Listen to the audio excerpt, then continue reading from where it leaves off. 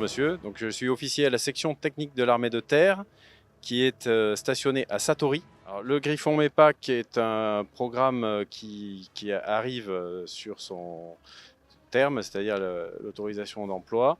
Il est le fruit de 5 années de développement. C'est un système qui a été développé par un groupe mutualisé d'entreprises avec à la tête KNDS. Donc c'est un Griffon avec comme particularité, il a un toit ouvrant, un système d'armes qui est fabriqué par Thales Las France qui s'appelle le 2R2M, qui est un mortier automatisé avec une mise en batterie, en direction et en site automatisé. Ce mortier, c'est un mortier de 120 mm qu'on connaît bien dans l'armée de terre, puisqu'on a déjà des 120 qui s'appellent RT-F1, qui eux sont à mise en œuvre manuelle, beaucoup plus rustique. Ici, c'est le même tube, la même balistique, les mêmes munitions.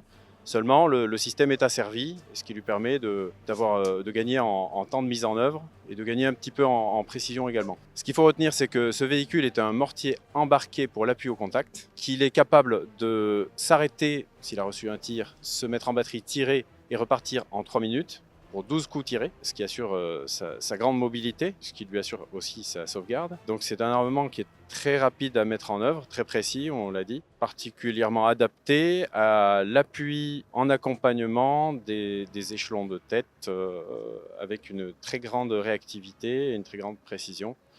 C'est ce qui donne toute sa pertinence aujourd'hui. Par sa mobilité, il assure sa sauvegarde, c'est-à-dire qu'il quitte la position avant même l'arrivée des premiers coups, ce qui lui permet d'éviter toute contre-batterie. Pour la France, il est prévu d'en acquérir 54 qui seront déployés dans les régiments d'artillerie.